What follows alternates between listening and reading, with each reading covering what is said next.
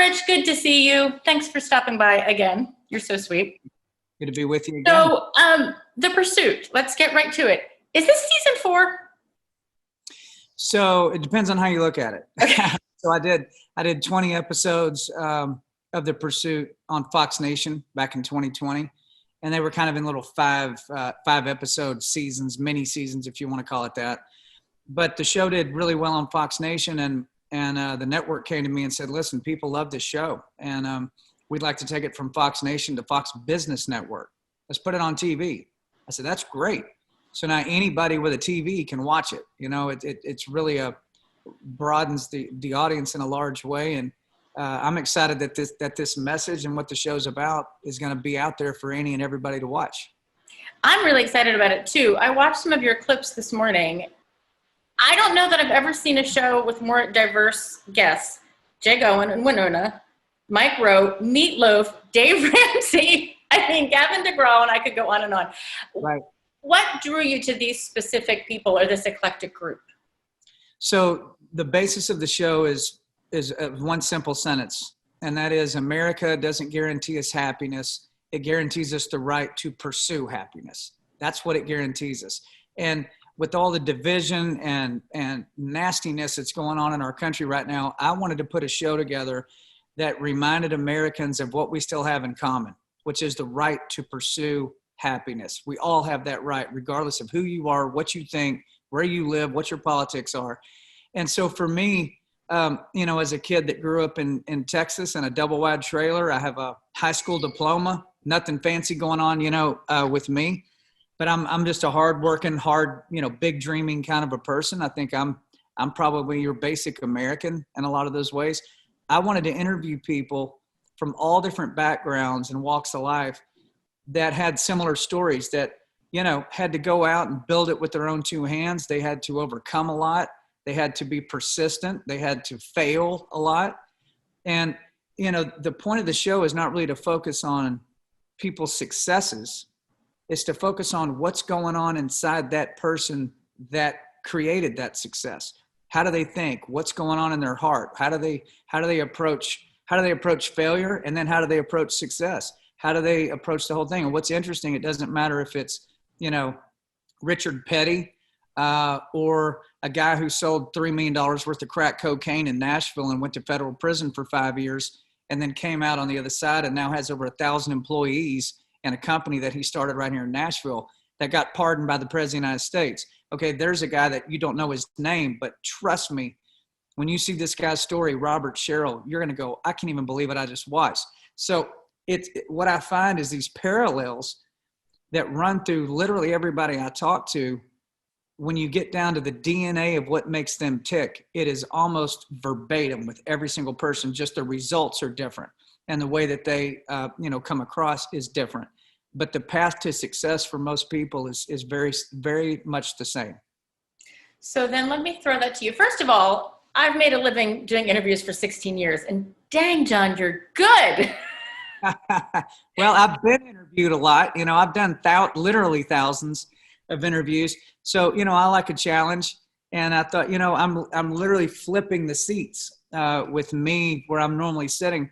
And that's a big thing, especially if you're sitting with really incredible people. You don't want to leave a stone unturned. I don't want to ask them questions that you could find on Wikipedia in 5 seconds. I want to dig down in there and ask them questions maybe nobody's ever asked them and get those kinds of answers. So I thought, well, if I'm going to do this, it's just like songwriting. If you want to be a great songwriter, go write with the greatest songwriters and understand how far you have to go. So I did the same exercise with this, and I thought, well, who's probably the best profile interviewer of all time? Well, to me, it would probably be Barbara Walters. So if Barbara Walters had Frank Sinatra or John Wayne or Lucille Ball or Johnny Cash or George Burns, all these people, she did the best, right? If you were on Barbara Walters, you're going to get probably the most comprehensive interview of that guest that you're ever going to see. So I went on YouTube for about 3 days and watched 50 or 60 Barbara Walters interviews, which was cool, by the way, to watch all that. And I watched her pacing, her cadence, how she starts, how she ends, what's in the middle, and kind of patterned the pace of my show off of how Barbara Walters was doing it. So I tell people I'm trying to be Bubba Walters. You got Barbara Walters. I'm hoping they call me the Bubba Walters, you know. I'm going to use it. I'll start it. Okay, so I'm going to throw the question back to you that you're asking people. Are you happy? Yeah, absolutely. You know, I think the pursuit of happiness, the fact that we have the right to pursue it in the first place should inherently make us happy. It's why we have lines of people coming into this country and no lines going out. People come here from all over the world. Listen, this very day, billions of people woke up on planet Earth. And because of where they live, what governments might be over them, what limitations may have been put on them, they cannot exhaust their potential. They cannot be everything God intended for them to be because of their situation. But in America, it's not given to you, but what is given to you is the right to go for it, the right to exhaust your potential. If you want to think that big, if you want to work that hard, it's laid in your lap just from being born here. It's laid in your lap. And I think a lot of Americans have forgotten, wow, you're right. And that's probably because they don't travel much in their lives. They don't go to other countries and see that, oh, this man is a baggage handler. His dad was a baggage handler, and his son and his grandson are also going to be baggage handlers. The caste system, that's the majority of the world is in a caste system. And that's not what America is about. So the show is to remind people, hey, even though everything in your life is not perfect, it's not perfect for anybody, man, you've got a major leg up on everybody else on this planet just for the simple fact that you live in America and you have the right to pursue happiness. Any frustration with you right now because of the way things are? I know you've been vocal about your political beliefs. What's your mindset right now? I think what's going on right now in the country steps way outside of any political party whatsoever. Listen, there's enough Republicans out there who claim to be for certain things that are not, that are in it just as a game for themselves, just like most politicians are. But I think it's down to the American people. Seriously, now it's we the people. You know, when a mandate comes down nationwide, that affects everybody. When gas prices go up, that affects everybody. When your taxes go through the roof, that affects everybody. All these big things, what they're teaching in schools, that affects everybody. If you have a kid, that affects every parent. You know, what do I still have in common with a really liberal dad? The word dad. We still have that in common. We still like to watch our kids do well and go hit a baseball, or we want them to, you know, to learn and to understand things. We still have all those things in common. So I think what's happening now, and if in Afghanistan, when you see how that was handled, nobody likes what happened in Afghanistan. Nobody thinks that that's good. So in a really odd way, the massive negative things that are happening right now across the board are actually starting to cause unity with people. Isn't that strange? That we're unified in the fact, a lot of us are unified. We're not unified politically, but we're unified that we don't like this. We don't like this at all. And I hear from people all the time. I'm friends with a lot of liberal people because I'm a musician.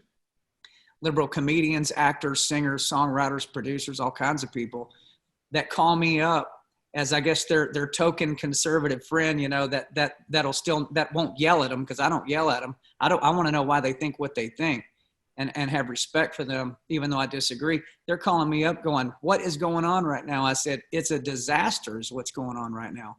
They go, yeah, I mean, how do we fix it? I go, well, we have to stop dividing ourselves based on politics, and we have to think about what we have in common.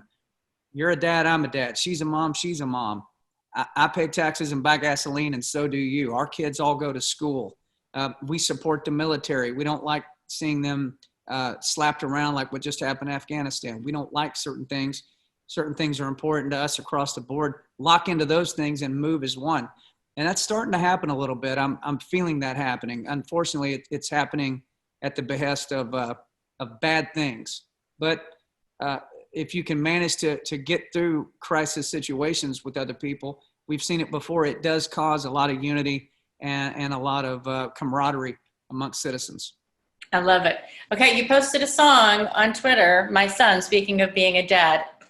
Okay, you're going to have to stop giving me these tear-jerking songs, John. I have a son. He's 9. Give me the inspiration behind that song. Well, so, you know, just watching how the world's going right now, you know, I don't like it, but I'm a grown man, right? I didn't have to grow up with this set of circumstances in this country. I basically got to be a regular kid and not, you know, go to school and I see politics, go turn on the TV and I see politics, go, you know, look out the window and there's somebody burning down a building or beating somebody up or shooting somebody, all this really nasty, terrible stuff. So I thought about my two boys who are, one's 9, one's 11. And I thought, you know, if a bus hit me out in the middle of the road one of these days and I'm just gone unexpectedly, what is it that I would like to leave behind? If I had one last thing to say to my boys, what would it be? So I wanted to put it in the form of a song where I laid out very clearly how I felt about them, and then also lay out very clearly what their relationship is and should be to God Almighty, the one who created them in the first place. So when you hear my son, it's basically like if I left, if I knew I wasn't coming back, what letter would I leave on the table? It would have been that song. It's a great song. Yeah, you're going to have to stop doing that to me, John. Sorry. Okay, last question, and I hope I'm not putting you on the spot. Veteran, you've been such a big supporter of veterans in the military. They've been kind of in the news all over right now. What can we, as regular commoners, not famous, what can we do to help, in your opinion? Well, so this T-shirt, I just happen to be wearing it, Folds of Honor. So is there a stronger way to say thank you for your service than to look after someone's kids? I can't think of a stronger way. So, excuse me, Nashville allergies. Folds of Honor puts kids through college who lost a parent in combat. Find organizations like that you can support and really help families of these men and women who have given these unbelievable sacrifices. That's the best way. Awesome. Well, I appreciate your support of them, and I appreciate talking to you always. So let's do it again sometime, John. All right. Sounds good.